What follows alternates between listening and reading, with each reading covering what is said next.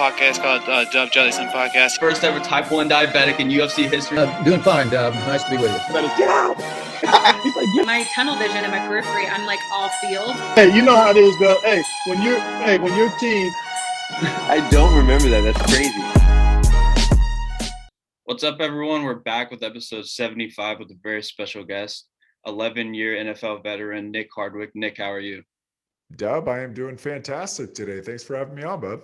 Yes, for sure. I mean, thank you so much for coming on. I kind of held out for episode 75, hoping to get you actually, and you finally returned my. All right, cool, good. Well, great work.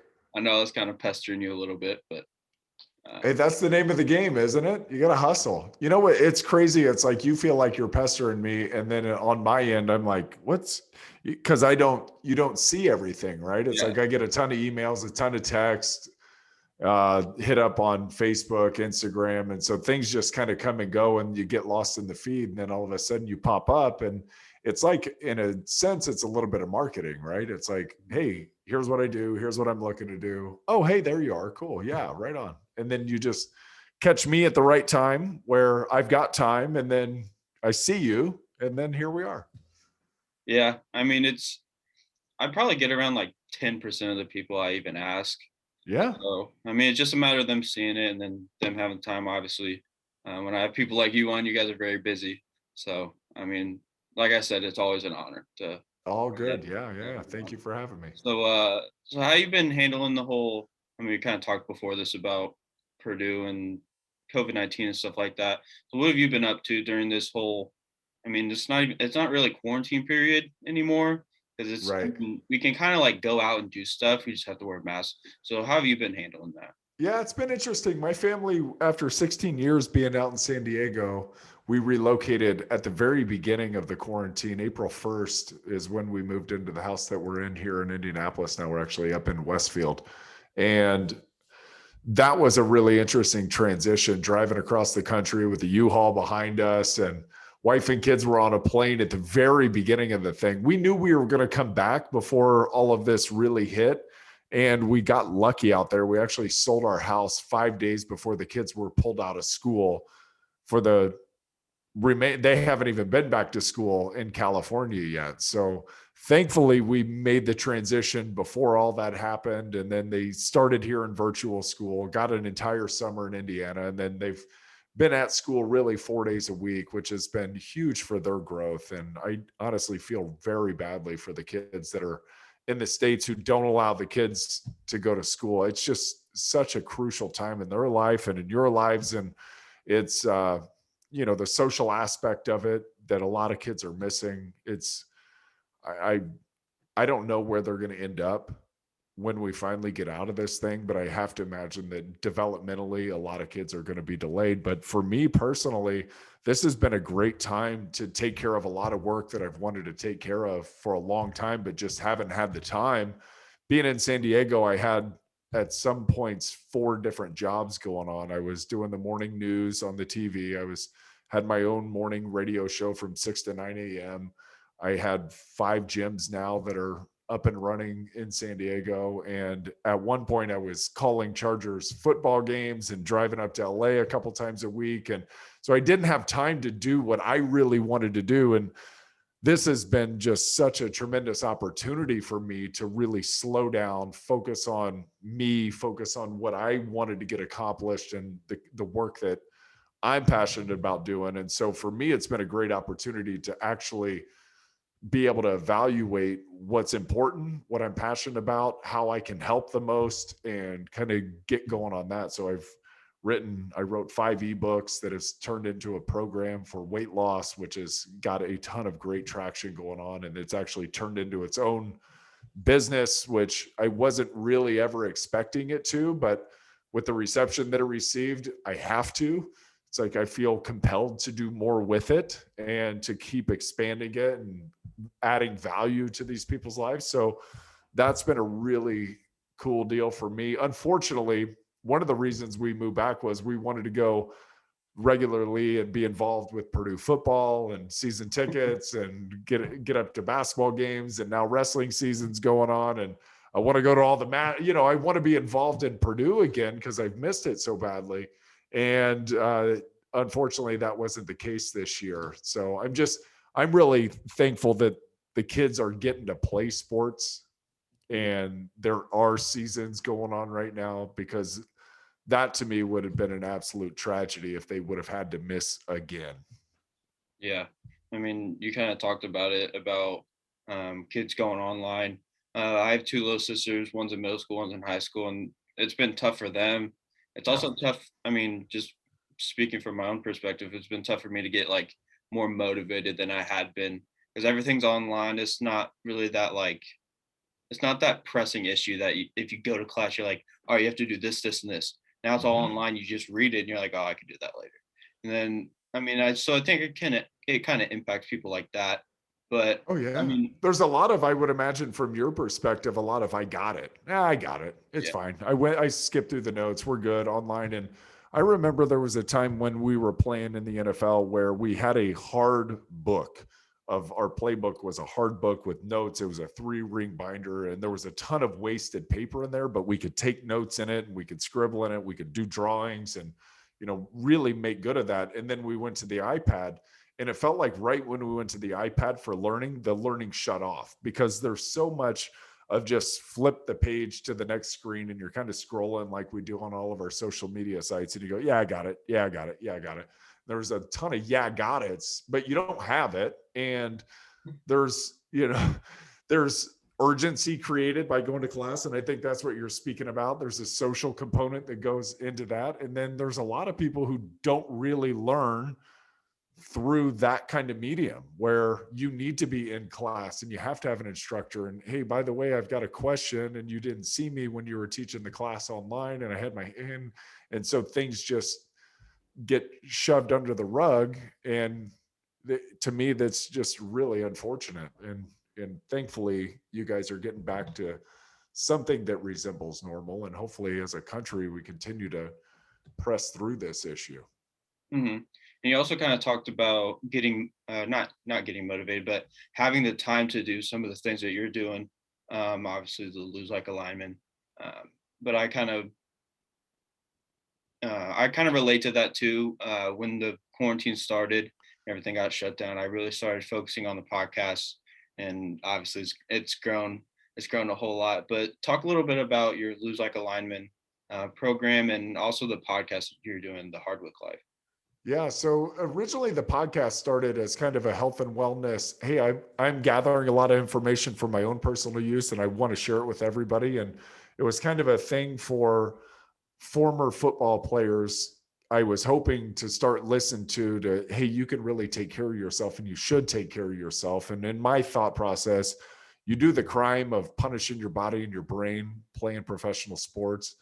You've got to do the time now. You have to really be concerted with the maintenance that you're doing, the sleep that you're getting, the food that you're eating, the exercise that you're participating in, the relationships that you're building. So really it was geared towards that. But I have found that so many moms and dads are getting into the podcast and just learning about health and wellness and really how best to take care of themselves. So it's super cool. Like you get to reach out to these experts and pick their brains and get best protocols. And you can, some of it you want to leave and some of it you want to take and make your own and adapt and everything. And to me, it's a great way to continue to learn. And that's just something that I strive to do every day. I'm a lifelong learner. It's like you're in college. I envy you so badly. And I envy college kids. And I wish there was a part of me that went back to college and really realized how critical that time could be and how valuable that time could be, instead of just getting through the classes and getting to the fun part, when the work, the studying could really propel you into something fantastic. But it's just a learning process, and it's continuing to learn. I've got a freaking textbook that I'm chipping my way through right now. It's like kids in college are, it's an actual textbook, and I'm taking notes in it, and it's way above my pay grade as far as knowledge, but you sit there for hours and hours and hours and you drill down in it, and then eventually you memorize that information. So, if there's college kids out there listening to this, please make the most of your time. I wish I had some of that college time back, but football kind of got in the way a touch of that. And so the podcast started, and then we launched a supplement line that was kind of in accordance with what all these health and wellness experts were telling me as far as protocols to things you could put into your body to help restore your brain, help restore your body, and really perform at a high level. And so we did that. And then it's been 6 years now since I retired from the National Football League. And I can't tell you how many times people wanted to know, how did you lose all the weight when you were done? Because I played at about 295. And at my retirement press conference, I showed up at 208 pounds. And the lowest I got was 202. The highest I ever was during my career was 308 pounds. And everyone wanted to know, how'd you lose the weight? How'd you lose the weight? And you see a bunch of offensive linemen now losing weight, and there's a lot of questions about how it's done. In fact, I got accused by Tony Kornheiser on ESPN, pardon the interruption, of taking performance enhancing drugs, because how else could you explain the massive weight loss, which that there's zero science and zero basis behind his claims. Would have been nice if he would have called me before saying that, but it did put me into action, which is great. So the anger that it invoked in me, I wanted to lash back at him on Twitter, but my wife, Jamie, said, no, Nick, let's just show him how you do it. I said, well, how are we going to show him? And she said, well, we'll start up an Instagram account. And so through that, we'll just show them what you eat, what you do on a daily basis. And eventually people will catch on that this is just about your habits that you've been building up over the years and the things that you know that are right. And so we started doing that and then continued to get asked, how'd you do it? And so I sent a bunch of direct messages and emails to people, one off of, hey, here's the program, here's what I was doing. And then eventually I said, well, this is stupid. I'm wasting a ton of time just writing people these one-off messages and giving them the plan. And the thought originally hit me when I had a couple of Naval Academy kids. There was about 6 of them actually that reached out after their senior season, and they were offensive linemen, defensive linemen. And one of the kids was from San Diego. So he knew my story from being a Charger fan. And he said, hey, how'd you lose the weight? My buddies and we've got 4 months to get within Navy regulations. And I got to figure out how to lose this weight. And so I kept jumping on FaceTime calls with them. I gave them the plan. I laid it out. And these kids were super disciplined, followed the program to a T, and they all got 60 to 70 pounds off in about 4 months. And so I thought, okay, that's super cool. And I didn't really do anything with it until I had enough time this summer where I put it all onto a Google Doc. And so the next person that reached out to me happened to be, it was just kind of serendipity. It was just super lucky. John Zenser was his name, a 53-year-old former football player from the University of Pennsylvania. He was 325 pounds, 6'3", and he'd been 325 for the last 30 years or whatever. And so John wrote me and said, hey, what's the plan? And I said, hey, lucky you and lucky me, I guess, looking back at it, that I've got this plan in a Google Doc. Give me your email address and I'll send it to you. And I said, the only thing I ask is that you keep track of what you're doing, keep track of your weight loss, and let me know if you have any problems. And I want you to check in with me about every week and take a before picture. And then at the end, we'll take an after picture. And after a month, 32 days on the plan, which is one cycle through it, John lost 30 pounds. And he was under 300 for the first time in 30 years.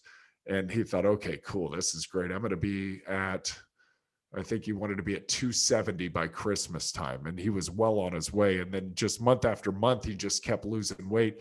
And eventually at Christmas time, he was not 270, he was at 250. And he said, I'm going to make a big push to get down by the Super Bowl to 225. So that was 100 pounds that John ended up losing in 7 months on the program.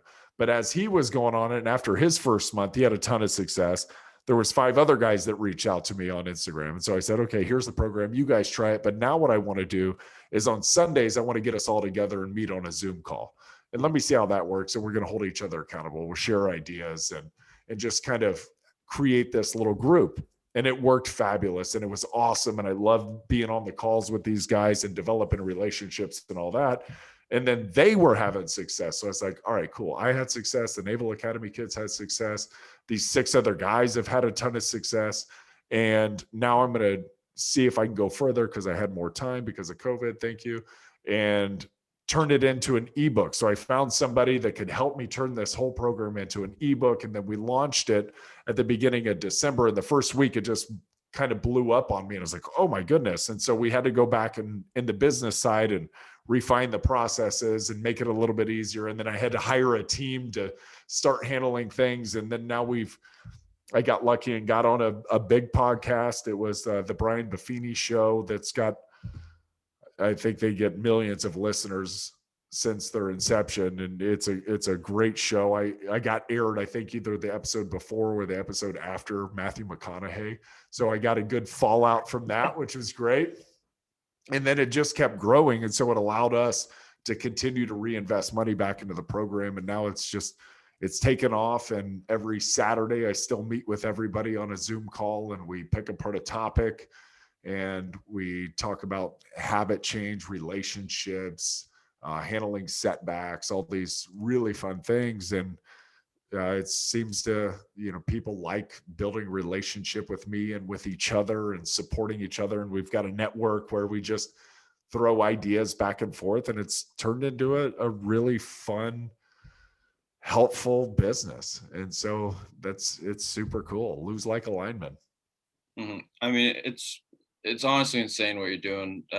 Congrats to you for all the success you're having right now, and then all the success that's going to come your way going forward. I remember seeing that press conference. I don't remember seeing the Kornheiser thing where he said that, but I was like, how in the heck did this dude lose that much weight in that little time? Do you think that it's like, one thing I've always wondered is, do offensive linemen in the NFL or even high D1 college, do you guys have to like force feed yourself to in that playing weight?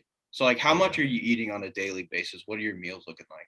Yeah, I was eating like 7,000 to 8,000 calories a day.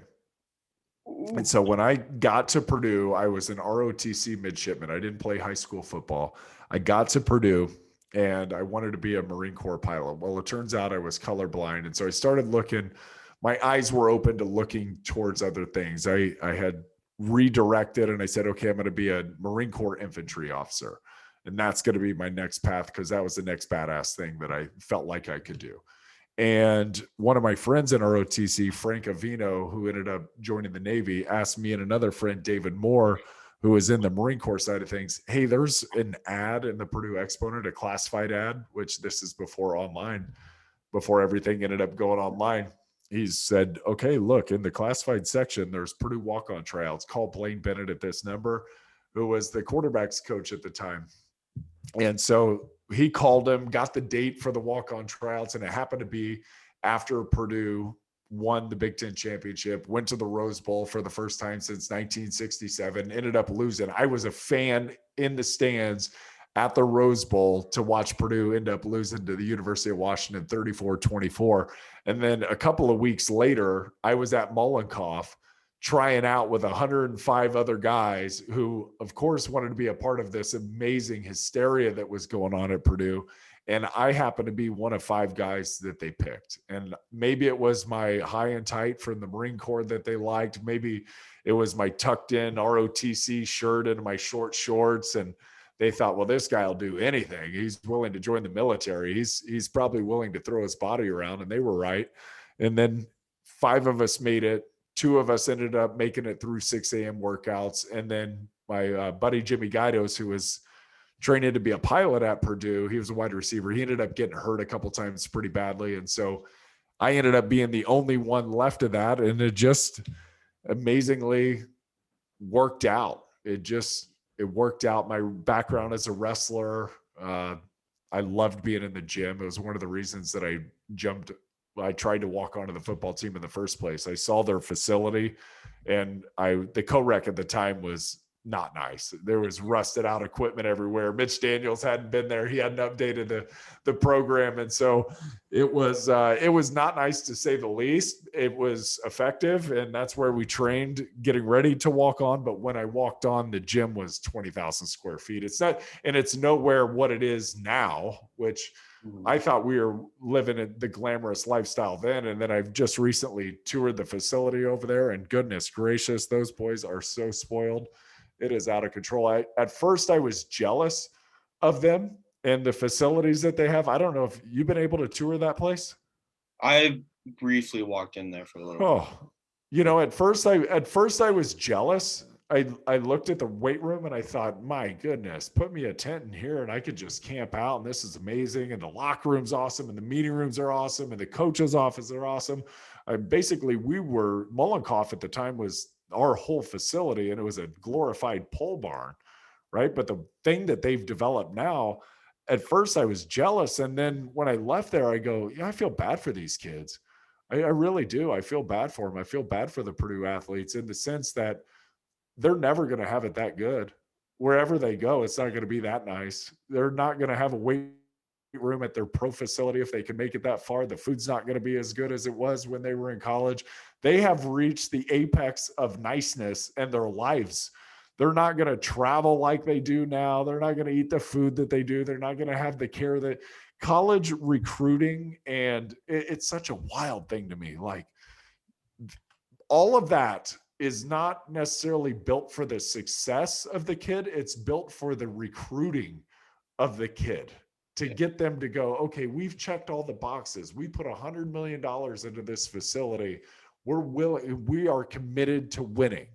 And it's great. And I'm sure it works when you're recruiting a 17 or an 18-year-old boy to try to get him to come to school. And Purdue's facilities, there's no doubt they stack up with anyone in the country.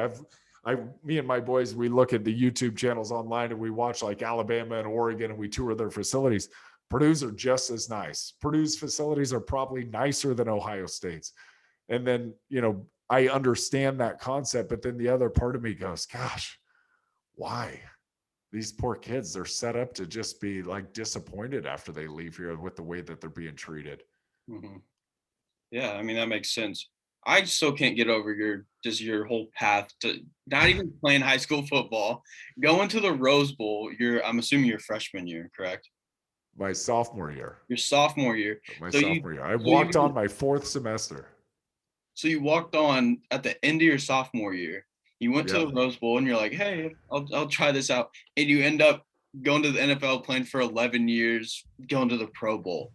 I mean, like, do you ever look back and think, that's absolutely insane? Yeah. All the time. I like all the time. Yeah. I think that all the time. And it's, all the time I think, well, how did that happen? How did I even get asked by my friend to walk onto the football team when we were on the path to be in the military? And then I asked my major if I could go work out and train to try to walk onto the football team. And he said, yeah, sure, go for it. And then when I actually made the football team a year later, I had to go back and ask him, hey, could you guys release me from my obligations in the military? And he sent a letter up to the Secretary of the Navy. It ended up going all the way up the chain of the command. And I said, I'm willing to pay back my scholarship that they awarded me. And that was my second semester at Purdue. They awarded me a scholarship. And I said, I'm willing to pay it back. And he must have written one hell of a letter, because the Secretary of the Navy, who's the highest naval officer in the country, wrote back, said, sounds like a really nice kid and he's got a great opportunity to make it to the NFL. Well, this is like, I didn't have a chance when the major ended up writing the letter to make it to the NFL unless he was reading his tarot cards or looking at his crystal ball. But the Secretary of the Navy wrote back and said, no need to pay back the scholarship obligation. We want to wish him the best of luck. And then I started as a defensive tackle. I was 230 pounds and I did all the work to get up to 280 plus pounds. And then they moved me when I thought I was getting ready to play defensive tackle. The second day of training camp, it would have been my fourth year there at Purdue. Then they said, hey, we're going to move you to guard starting tomorrow. And I said, well, I'm getting ready to play defensive tackle. And all I really wanted when I walked onto the team, besides getting to lift weights in the cool place and eat with the guys and train and stand on the sidelines and wear the uniform, all I wanted to do was play. And they said, no, Nick, what you don't understand is you're going to start tomorrow at left guard. And I said, I don't know the plays. I don't know what a run play is. I don't know what a pass play is. I don't know how to do anything. And they said, that's okay. You're next to two seniors. It was Gene Murchkowski and Pete Lockheed, and they'll tell you what to do on every single play. You don't have to worry about anything. And it just worked out so fabulous for me that my wrestling background really worked as an offensive lineman in the very first practice as an offensive guard. I knew that I was good enough to do that in the Big Ten, which was kind of wild to think about from where I had come to where I ended up being. And then Gene ended up another kind of stroke of good luck for me and unfortunate for Gene. His last regular season game, we were playing IU at home. He ended up tearing his ACL and we needed a center for the bowl game. And we happened to be going against kind of coincidentally University of Washington at the Sun Bowl. And they had a guy by the name of Tank Johnson who was playing defensive tackle. He was All-American caliber that year. And they moved me to center to fill in for Gene, who obviously with the torn ACL wasn't going to be able to play. And so they moved me over to center. I had a great game. And right then I knew that I was going to be a center in the National Football League because it immediately was one of those things where this is my spot. And this is where I'm supposed to be in life. And for them to give me the chance and the opportunity and for Gene to have been hurt at that time and to move me over and for in 2 weeks for me to learn how to snap, make all the calls and be able to play a completely different position and then do it in a bowl game at a high level. It all kind of aligned. And then further than that, even I get drafted. I was the highest of 9 guys drafted at Purdue. Mm-hmm. And the guys were all pissed because they had spent their whole lives playing ball. This is what they had worked to do. And then I came in my 4th semester at Purdue, played for 3 years. Really, it was 2 and get drafted above all of them. And then I go to San Diego and the center at the time had been a pretty good one. His name was Jason Ball. And Jason was a free agent, but he had started for 2 years prior. Well, he told the team early in the offseason that year before the draft that he was planning on holding out and he wanted a better contract. And so they drafted me and Jason didn't show up. He didn't show up till like week 5 of the year. And by that time I had already solidified the position and they had completely in their heads moved on from him at center and I was their guy for the future. And so there's so many things that just kind of aligned and I was there to capture the moment. You know, there's obviously along the way, a lot of moments that you have to be ready to capture and a lot of opportunities that you have to seize. And you've got to do all the work to put yourself in the position to be ready for those, but then to actually seize those moments and to grab hold of that position and to steal it from somebody. That's where you start really catapulting yourself is when you've done all the work quietly and nobody's seen it or the coaches have seen it. And then all of a sudden they put you into the position and they trust you that you can do that job and you're going to do a good job and you do. And then they give you more opportunities and you continue to quietly work and go about your business and do your job. And then they give you another opportunity and you seize the moment once again. And that's kind of been the story is there's a lot of work that goes behind the scenes, but when that moment comes, you're ready for that moment. Yeah, I mean, obviously, you don't need me to tell you, but you took advantage of every single opportunity that you've gotten. I mean, obviously, that's the dream. But what was it like to that realization after you got drafted, where you're just kind of looking back, you're like, what the heck is going on? And then also going into the Chargers with your teammate Sean Phillips as well. Yeah, it was super cool that he got drafted in the 4th round and came out. And I guess getting drafted was, you know, for me, it was just kind of a blur. The whole thing happened so quickly where I got thrust into the spotlight, ended up getting drafted. And then all of a sudden I'm standing on a dais and a podium with Phillip Rivers, Nate Kitting, and Igor Olshansky and me. And we were the first, that was back in the day when the first 3 rounds happened on one day and 4, 5, 6, and 7 happened on the second day. And so we got drafted on Saturday, flew out to San Diego by Sunday morning. We're having a press conference later that afternoon. And it just happened like a whirlwind. Mm-hmm. And it was obviously scary. It's a new change in a new city and a place that I had never even thought that I was going to be. And here we are. And now again, I think it was the second day of training camp, they decided to put me at the starting position. And the coach said, hey, we don't know if Jason's coming back. We don't know when he's coming back, but we're going to put you here until then. And the very first preseason game that we had was funny. It was against our old hometown team, the Indianapolis Colts.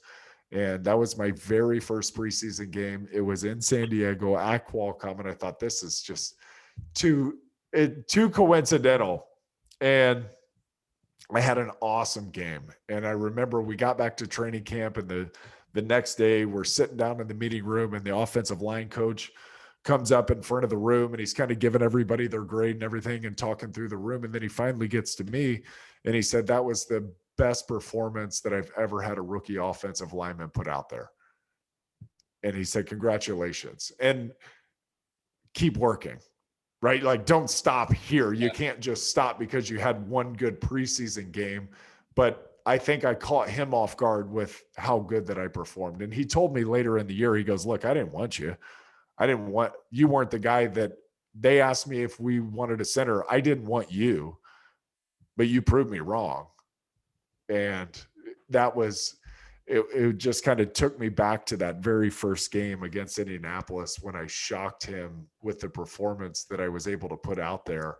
And then when he stood up in front of the entire room and told them that he trusted me and congratulations, and that was the best game I've seen a rookie play, it really put the room at ease with me kind of being the captain of the offensive line with a couple of other older veterans in the room who, being the left tackle and the right guard, those guys were leaders, but I was the center, and by default, the center has to take command.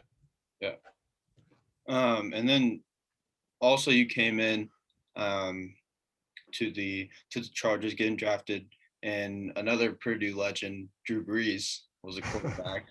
Yeah. And on top of that, you had two other Hall of Famers, including Phillip Rivers, who we'll get to in a second, but LaDainian Tomlinson and Antonio Gates on that offense. So you played with three Hall of Famers right out of the gates. What was it like to have Drew be your quarterback, and what kind of relationship did you guys form? Yeah, what was awesome is I walked on because of the hysteria that Drew created. It was like Brees mania at Purdue. I mean, after games were won, and unfortunately you haven't got to see this, but there were almost riots in the streets. People were setting couches on fire. We were trying to tear down goalposts. I remember after, I forget which game it was, that there was Breakfast Club still, well, you didn't get to experience it this year, but you have before, where everyone gets dressed up and drinks a ton. And it was a night game, and I think we had beaten Indiana to clinch the Big Ten championship. And this was while I was still a fan. And there were people dressed like Spider-Man and the Incredible Hulk climbing on the goalposts, and they were trying to bring them down. And then Spider-Man had learned from a previous game. I think we beat Michigan or Ohio State with the last second field goal.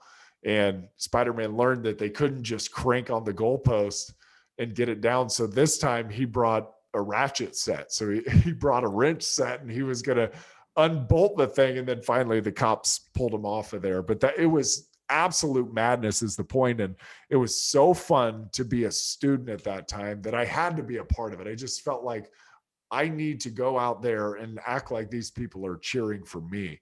And so I walked on because of Drew and the success that they had. And then I get drafted to San Diego, where he was the quarterback. And my first day sitting out there in the cafeteria, I'm just sitting there kind of minding my business, being a rookie, staying quiet, keep my head down. And a hand comes up and he puts it on my shoulder and he says, "Hey, Boiler." And I look up and I was like, Drew freaking Brees. And he's like, "Mind if I have lunch with you?" And in my head saying, oh my God, this is, can you have lunch with me? Of course you can have lunch with me. And I play it cool. And I said, yeah, sit down, Drew. Love to have lunch with you. And then I got a snap to him for 2 years. And I mean, what a systematic guy he is. And he's an industrial management major at Purdue. So he's got that engineering brain, and he's a systems and a processes guy and everything. You can watch him up until the last time that he's going to play ball. And I don't know if he's coming back or not this year, but you can see on the clock before the game, if there's 2 minutes and 13 seconds, you can set your watch by which stretch Drew is going to be in that day, because that's the system and that's the process, and he abides by the process. And every single thing in his life is intentional. And so getting to work with a guy like that who sets goals and has daily to-do lists and tasks, and we have a big dream, then we have little goals, then we have little tasks that allow us to get there. I mean, what a great guy to learn under. And then to watch him go from San Diego, where he was still a baby in terms of his NFL years, and go to New Orleans and get to build a system and get to become somebody different. I think this is an important note for a lot of people. It's like going away and leaving where it was. San Diego was his NFL home. He was born there, and he had success. Yes. But I don't think he would have had the success that he ended up having in New Orleans if he didn't get a chance to start again and become who he has. And we all have seen him become today, because he gets a fresh start with no history, with the fans, with the organization, with his teammates. He gets to go do it all again. And so he gets to take the best of his career in San Diego, the best of his career at Purdue, and he gets to go, this is who I want to be and the way that I'm going to operate. And now I'm the quarterback that they selected me, and I get to run the show. And I think it's just an awesome opportunity, and he grabbed it and didn't look back, and he'll be a first ballot Hall of Famer whenever he wants to retire. Well, 5 years after. Yeah. I mean, hard to agree with that. I know we're running out of time, but I want to talk about Phillip Rivers. Obviously, he came to my hometown, Indianapolis Colts. At first, I mean, I'm going to be honest, I didn't really like the move. I was kind of skeptical about it. But then, I mean, he got here, and I just felt like everyone adored him on the team. Like, everyone looked up to him.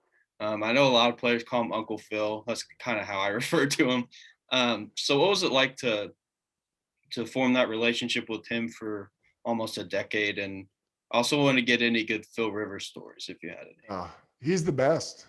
Phil's the best. And I just had coffee with him the other day. It'll be the last time probably we ever do that in Indianapolis, as he's relocating down to Alabama. And, you know, I got to snap to him for 9 years, but we came in together in 2004, and we got to spend 11 really good years together. And then I tagged along with the team for 3 years after I got done playing. And a big part of that, honestly, was just to spend more time with Phil.